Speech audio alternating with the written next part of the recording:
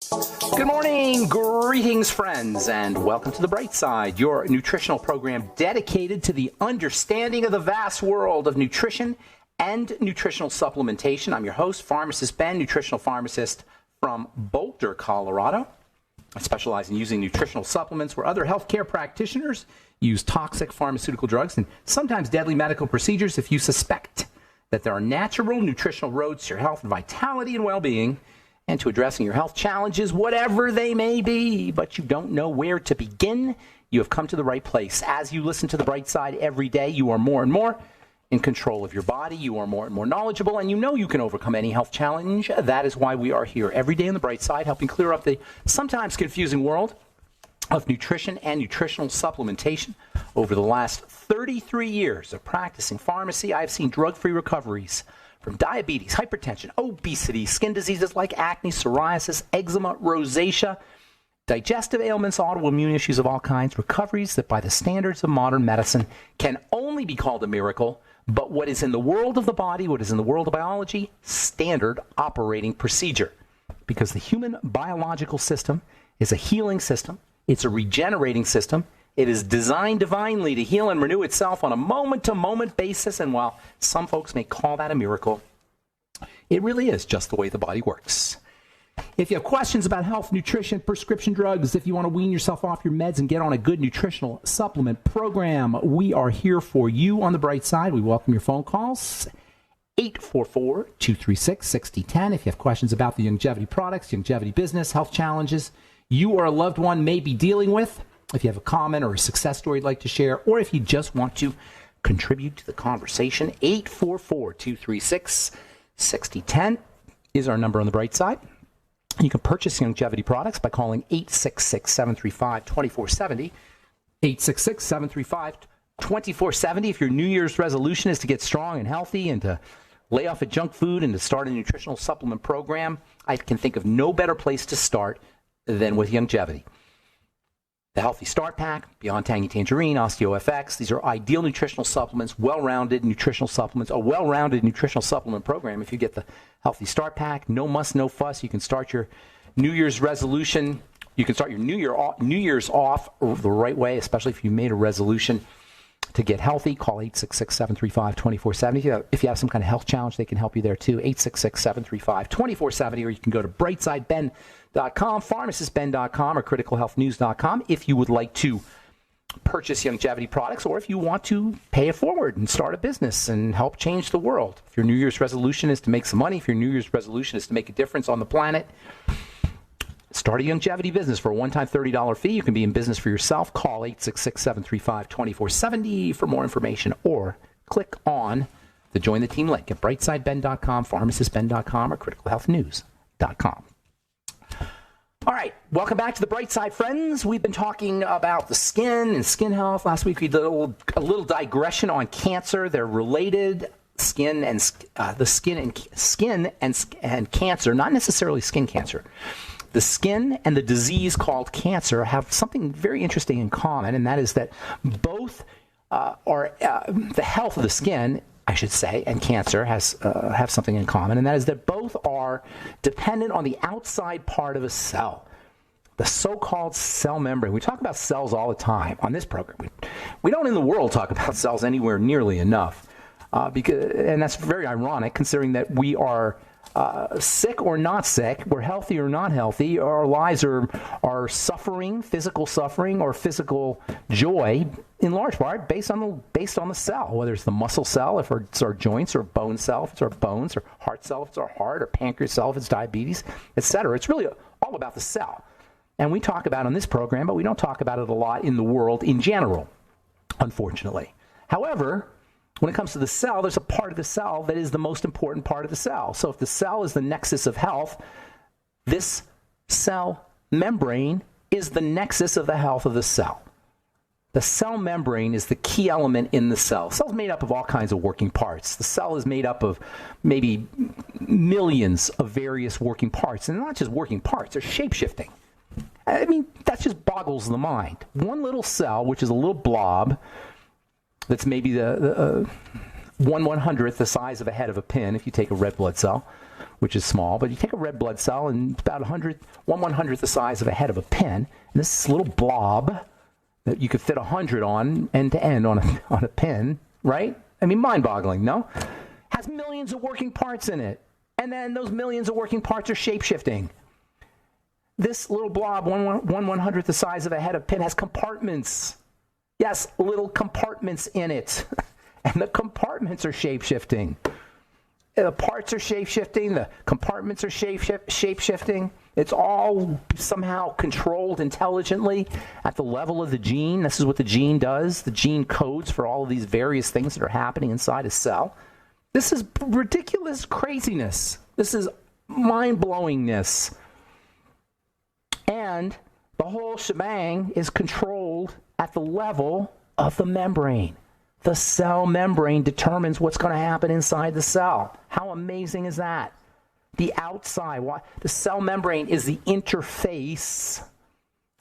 It's the juncture, the junction, the connection between the outside and the inside. The membrane. Always the membrane. Wherever you look, the membrane is where the magic happens. The membrane is where this gets turned to that, where A gets turned to B, where outside gets turned to inside. In the body, the membrane is the digestive system. And the skin. The skin is a membrane, and the digestive system is a membrane. In fact, membranes are called epithelia, or epithelial tissue. Membrane tissue is epithelial tissue, if you've heard that term. Epithelial tissue refers to the stuff that's where this gets turned into that. The membrane, the magic. In the cell, it's what controls everything inside the cell. That makes it really important. That means keeping your cell membrane is super important. And guess what? Almost all disease states have a dysfunctional, disrupted cell membrane at the core. Cancer is a growth condition. Growth is controlled at the level of the membrane. Cancer cells have distorted membranes. The electricity in the membrane and the membranes are highly electrical systems. This is ridiculous, you guys. A cell, 1/100th the size of a head of a pin. The membrane is 1,000 times smaller than that, thinner than that. So you can fit 200,000 membranes on the head of a pin. And so the membrane, making sure that membrane is healthy is job number one for skin health, for cancer, for all disease states, including autoimmune problems and all immune problems. Disruptions in the membrane will lead to disruptions in the functioning of the cell. Membrane's fat, largely, as of proteins, of course. There's proteins in there for sure, but the membrane is largely fats. The fats are what give the membrane this incredible electronic nature. It is not electronic like electricity, like you plug in your socket and turn on a light. And that's where we get confused. It's electronic nonetheless, but electronic at the quantum level, at the tiniest levels. Forget the word quantum. At the tiniest levels, at the levels of electrons and protons. Understanding how to leverage the strength of the membrane is key for good health, and that's why fats are so important. We're going to be talking, I forgot to tell you, we'll be talking to Dr. Michael Lewis about CBD in our second half. We'll take your calls in our next segment, by the way, 844-236-6010. We're going to talk to Michael Lewis, who is a expert on nutritional interventions for brain health. He was a graduate of the U.S. Military Academy at West Point, and he is a board-certified physician. He's the real deal, and he studies CBD. CBD for brain health. Why is CBD so important for brain health? Well, it turns out that while membranes are important for all cells, they're extra important for nerve cells, for neurons, for brain cells. And CBD and brain cells fit in, CBD in all cells, but CBD particularly in brain cells for our discussion, are hand in glove. CBD comes naturally, cannabinoids in general come naturally from membranes. This is one of the coolest functions of cell membranes. They act as a storage system. They act like a warehouse for fats, for good fats, for chemical fats, for nutritional fats, for fats of inflammation and fats of anti-inflammation, for fats of health or fats of disease, for fats of wellness or fats of sickness. They all come from the cell membrane. That's amazing. It's a storage device. All right, I'm Pharmacist Ben. We'll be back on the bright side right after this. 844-236-6010 is our number. We'll get your calls in our next segment.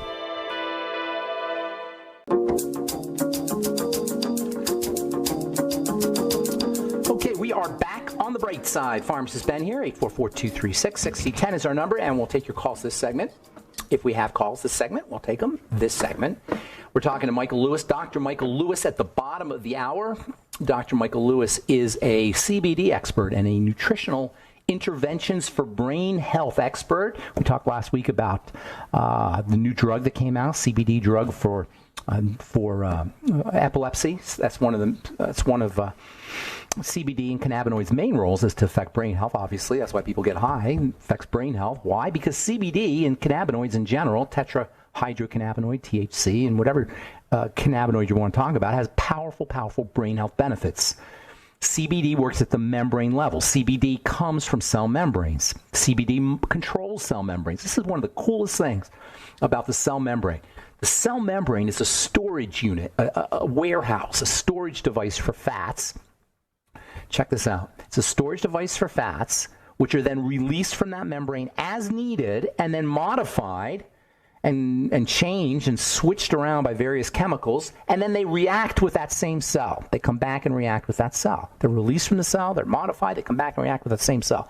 And that have incredible benefits. It's the real deal, people. CBD is the real deal because it's part and parcel of our biochemistry, particularly at the level of the cell membrane. Many skin health issues and many growth issues involve the cell membrane, and many skin health issues involve growth. Psoriasis is a growth problem. Eczema is a growth problem. Acne is a growth problem. Dry skin itself, the number one complaint that people have about their skin, is a growth problem. Yes, cells aren't growing correctly when you have dry skin. So all these are growth problems. Growth is controlled at the level of the membrane. Cancer is a growth problem. Cancer is controlled at the level of the cell membrane, which means working on the membrane is important for everything. Working with fats is the key way that you work on the membrane. And by fats, I mean essential fatty acids, and I mean fatty vitamins. EFAs and fatty vitamins, and for that matter, things like CBD, phytonutrients, plant nutrients that also have a relationship to stuff that's inside the body. Got a message today. I don't know if Danny's listening. Danny sent me some pictures of a growth on, I think it's his skin. I'm not sure whose skin it was. He just sent me pictures. Yeah, he calls it a mole entity. It's like a little growth on the skin. How many people can say they don't have little growths in the skin after the age of 65 or 70? It happens all the time. Growth is a membrane issue. Membrane issues are hormone issues and fat issues. The most important hormones that are involved with growth are the steroid hormones, and the steroid hormones come from the fats that are stored in the membrane. It all comes down to the membrane. By the way, blood sugar also plays a role. When you have growths on the body, excessive growths, think stress hormones, specifically estrogen, which functions like a stress hormone, and think insulin, blood sugar. They go hand in hand. Those are the two main elements to work on. If you want to work on something quickly, work on estrogen and work on insulin. Estrogen is handled by using more fats, by taking care of fat absorption, by working on the digestive system, probiotics, the whole fat thing. And then insulin, obviously sugar. If you want to do two things, if you want to focus on two things, the whole world of nutrition is this vast, complicated world, and it's easy to get overwhelmed. It's hard to know what to do. Focus on fats and focus on sugar. Fats affect inflammation and anti-inflammation and growth. And sugar affects growth and energy usage and energy production. That's the two places to work. This is the triangle of disease. Estrogen you handle by the digestive system, point number 1 on the triangle of disease. Insulin you handle with sugar, point number 2 on the triangle of disease. You don't even need to worry about point number 3. If you handle your business at the level of the digestive system, focusing on the fats, and you handle your business at the blood sugar system, focusing on intake of sugars and how you handle them, you don't even need to worry about anything else. But if you want you want to do it quickly, throw in a little bit of slow, deep breathing. By the way, I did a nice moment of truth today. I thought it was a nice moment of truth on energy. I talked about the breath of fire. If you want to be on our moment of truth email list, we're starting to send emails out to some select folks. If you want to be on the moment of truth email list, send an email to robin@truthtreatments.com. And we'll send you links to our moment of truth, our daily moment of truth. It'd be great if you could share them. Today I'm doing them every day. My goal is to do 365 of them this year. I've got about 90 done, a little more than 90 done so far. I started in October, and my goal is to do one a day. If you want to be on the list, if you don't want to get an email, you can also find the Moment of Truths on our Facebook page, The Bright Side with Pharmacist Ben. We also got posts on our Facebook page, and then also criticalhealthnews.com. We got them posted up there. So anyway, fats for all health issues. Sugar for all health issues. Fats mean essential fatty acids, omega-6 and omega-3, and don't fall for that nonsense about just omega-3s. A lot of nutritionists saying don't worry about omega-6s. Not correct. Get on your ultimate EFAs. And there's a very important relationship between how we handle fats and our intestine, that is probiotics. So make sure you're getting on a good probiotic supplement. This, folks, is for everything from cancer to acne, from arthritis to atherosclerosis. This is probably if that not the most important, certainly one of the most important messages of the Bright Side is that all diseases need to be treated generically if you're interested in reversing.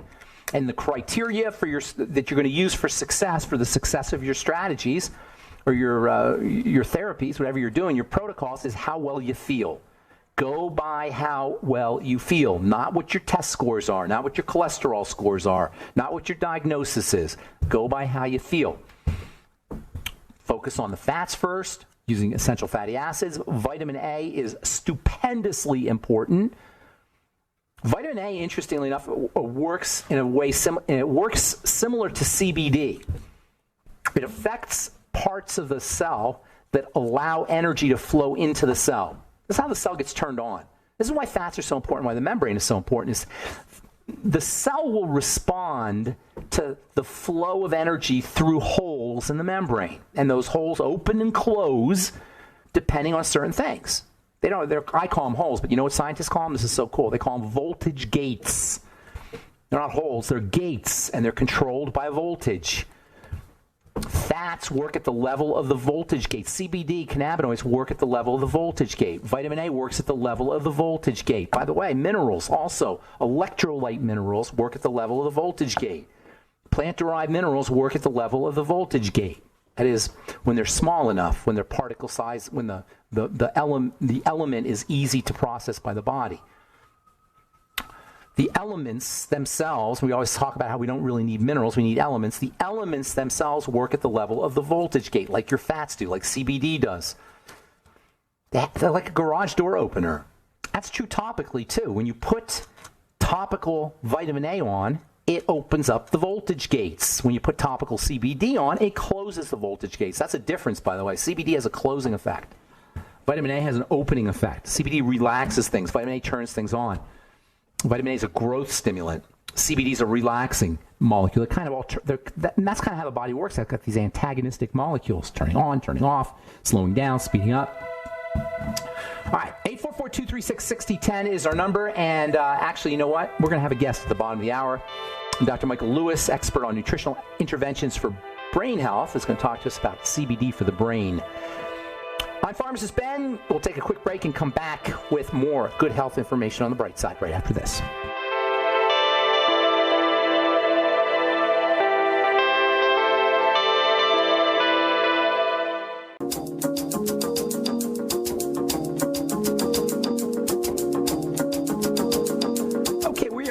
On the Bright Side, I'm Pharmacist Ben, and we're on the air Monday through Friday, 8 to 9 Pacific and 10 to 11 Central Time, 24/7 on the archive page at brightsideben.com, pharmacistben.com, and criticalhealthnews.com. All blog posts and news stories and videos and our moments of truth.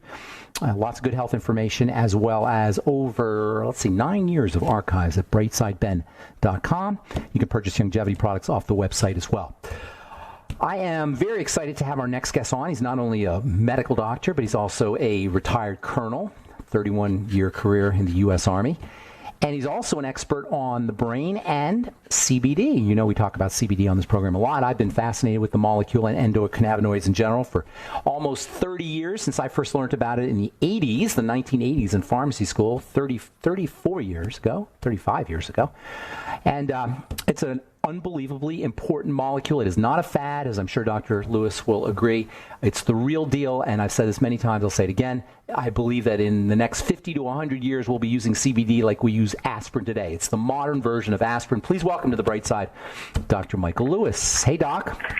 Hey, it's great to be with you. Yes, it's great to talk to you, and thank you for your service, 31-year career in the U.S. Army. That's pretty phenomenal. You sound very young, so you must have gone in right away, right out of school. I joined when I was 8. Yeah. I got it. Okay, great. So you're 39 years old. That's good.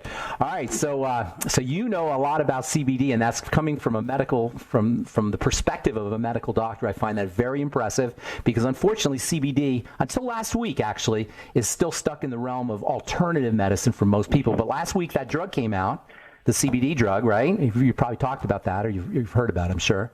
Epidolex. Are you familiar with that one?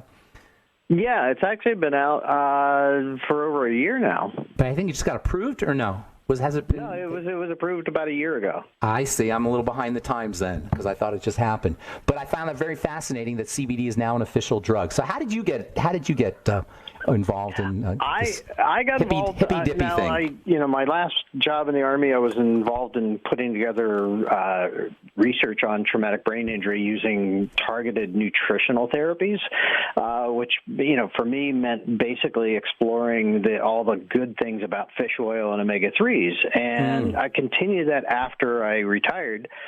And, it turns out omega-3s work through a variety of different ways, and one of them is supporting our endogenous cannabinoid system. Yeah. So all of a sudden there gets to be this connection between omega-3s and cannabinoids, and of course the quickest and easiest way to interact with our cannabinoid receptors is with the cannabis plant. And let me interrupt you real quick. I was incredibly hesitant. I'm not a fan of THC. I'm still not a fan of THC, but CBD is different. It's, cannabis has been used for thousands of years, and I just think I was open-minded enough to take a look at it.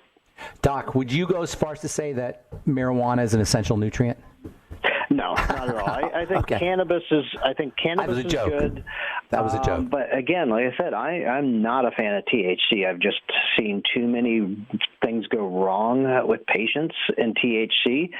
And I'll point out, when we talk about like Epidiolex, the pharmaceutical CBD, it's pure CBD, and I have an issue with that as well because the cannabis plant gives us so many things that are good, everything from vitamins and minerals and fatty acids and nutrients and a wide variety of cannabinoids, not just CBD. So I'm going to correct things, and this is part of that nomenclature. I think when we talk about these things, we need to talk about basically hemp oil that happens to have CBD in it as one of its components, as opposed to marijuana. Is that what you're saying? As opposed to marijuana. So hemp is legal, 100% legal at the federal level. As of a year ago when the 2018 Farm Bill was signed into law. And so it defines hemp, it defines industrial hemp as a THC content of 0.3% or less. So basically a trace or barely a trace of THC because THC does naturally occur in the cannabis plant. So I'm a huge fan of hemp, not such a big fan of marijuana. What's your take, Doc, on the difference between pharmaceutical or prescribed CBD and somebody self-medicating who has seizure disorders? Just for example, seizure disorders. Well, if you look at what the cost of Epidiolex is, it's crazy. It's pharmaceutical costs, tens of thousands of dollars a year, if not more. And, I think that that's just absurd. And so just like there's pharmaceutical fish oils, there's also, most fish oil is sold over the counter. I think that you could potentially self-medicate, but honestly, I think you should be open and honest with your doctor. And if you're, dealing with epilepsy, you're probably dealing with a neurologist. And I think you should be open and honest with them and say, I want to try this. I'm not going to take no as an answer. I'm going to try it. Will you work with me on it? Okay, so we know about CBD and epilepsy, and that's kind of cannabinoids and epilepsy. That's kind of one of the main targets of research, and has been using cannabinoids. But how about for things like cognitive functioning, or depression, or memory loss, or Alzheimer's, or dementias, or movement disorders? Are there any functions there? Are there any roles for CBD or cannabinoids there? Well, there's a wide variety. I mean, it's why it's been used for thousands of years by every major culture in the history of mankind. And so what are some of the things that it gets used for? Number one, if you look at the surveys that have been done and ask people why are they using cannabis, and number one is always chronic pain. I'm not sure that's necessarily the real number one, but number two would be anxiety. Number three is going to be sleep issues. So if you take those three things, and they're certainly very prevalent in people struggling after a concussion, why can we use the same substance and say it's good for sleep, it's good for this, it's good for that? And in fact, the U.S. government and NIH researchers have a patent on CBD in particular, cannabinoids, as antioxidants and neuroprotectants, and go on to say it's got therapeutic value in stroke, TBI, trauma, Alzheimer's, Parkinson's, and other neurodegenerative diseases and dementias. And how will one thing do all those things? Underlying, you really get down to it, it's about inflammation, and that's the unifying thing, and that's where cannabis has a major, major impact, not just in the brain, but throughout the body, dealing with inflammation. It stabilizes, has a membrane stabilizing effect, would you say? It's kind of like the fine-tuning, the control, if you think about an old radio dial, right, and you're spinning the dial, and you're kind of getting to a radio station on your old AM radio, and you're kind of wiggling it back and forth, trying to get that exact, the best fine-tuning to tune into that radio station. That's Sweet what CBD spot. does, or hemp-derived CBD oil. It helps with Doc. that fine-tuning, and it's Doc. it's different. It's on demand. So it's constantly being done to keep fine-tuning everything. Hang on to that thought, Doc. I want to. When we come back from our break, I want to discuss the relationship between omega fats and CBD. We're talking to Dr. Michael Lewis, Colonel Michael Lewis, MD, and the president of the Brain Health Education and Research Institute. We're covering CBD. We'll be back on the bright side right after this.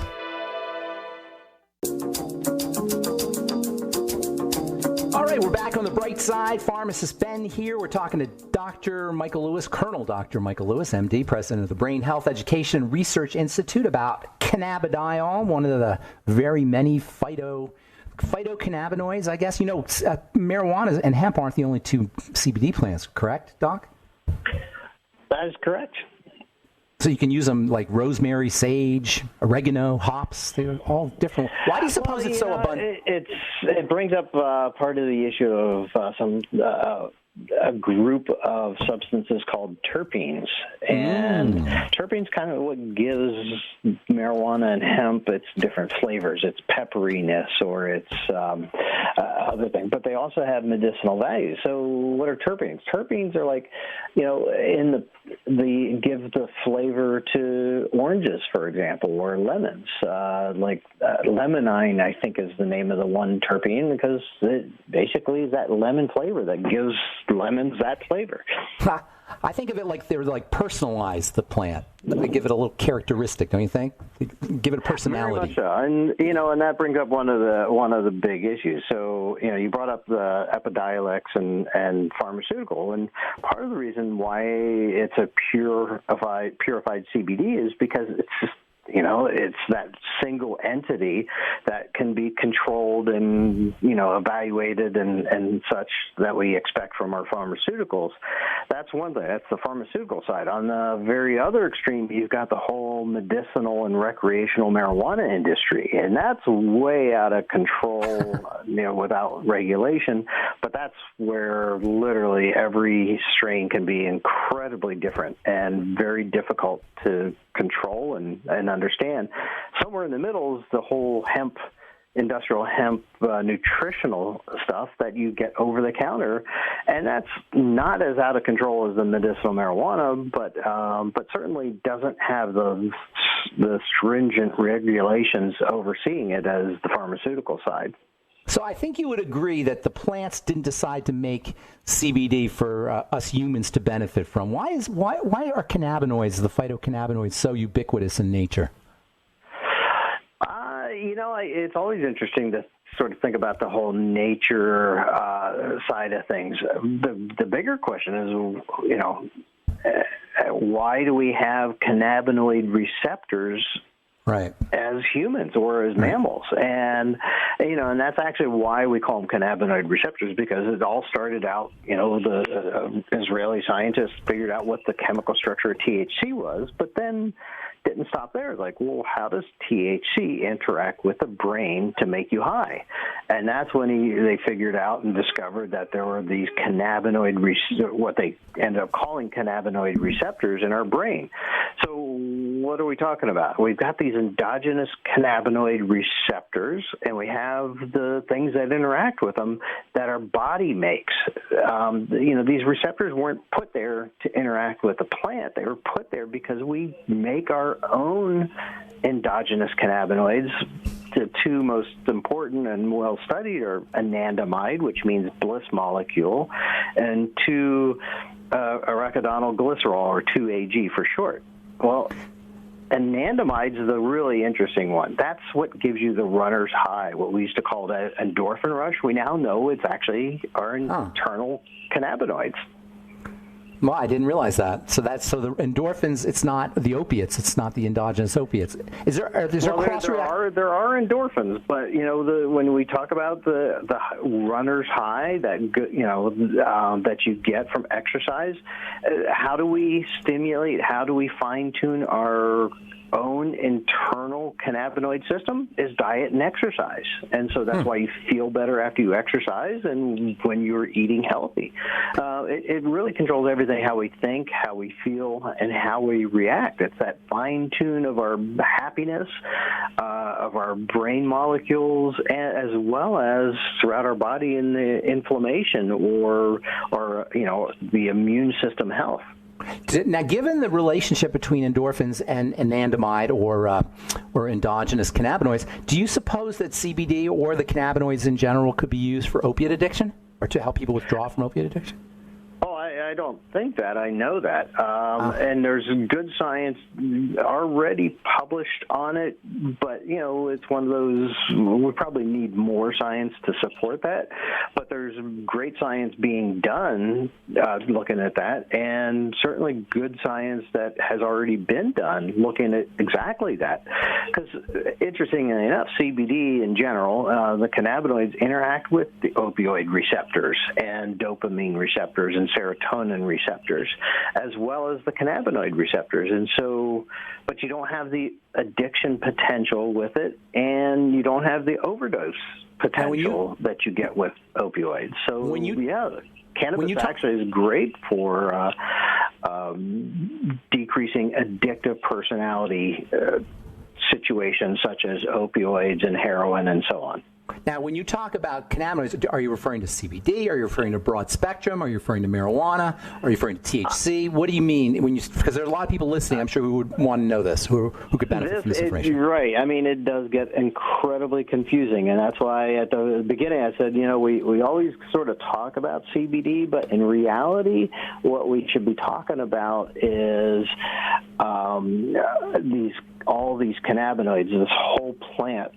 You get the safety profile as well as the efficacy, how well these things work, is so much more powerful when you're using a broad spectrum or a whole plant kind of extract as opposed to that isolated CBD. So there's so much we don't know. I mean, there's been described as over 100 different cannabinoids in the cannabis plant, and we always just talk about THC and CBD, but there's CBG and THCA and CBDA and on and on and on, that we just don't really know because it was under prohibition for so long. There wasn't a lot of science that was being done behind it. Okay, so I heard you say you can upregulate, you can stimulate your own cannabinoid production, and I heard you say that you can supplement. So we only got about 3 minutes left. So in our last 3 minutes, tell somebody who wants to improve their CBD functioning, whether it's for PTSD or whether it's seizure disorder, depression, or anxiety, whatever. They want to improve their CBD functioning. Give us a few strategies for doing that in our last couple minutes. Well, the biggest thing is, because the industry is relatively new, even for a substance that's been around for thousands of years, I always go with the industry leaders, the ones that are the retail best-selling, that have been around the longest, because they've stood the test of time. There's lots of new companies coming out all the time, lots of new products, and I'm not sure I trust hardly any of them. So go with a product that you know and trust and's been around, and start small and increase a little bit each day until you get the effect that you want. And how about upregulating your own cannabinoids?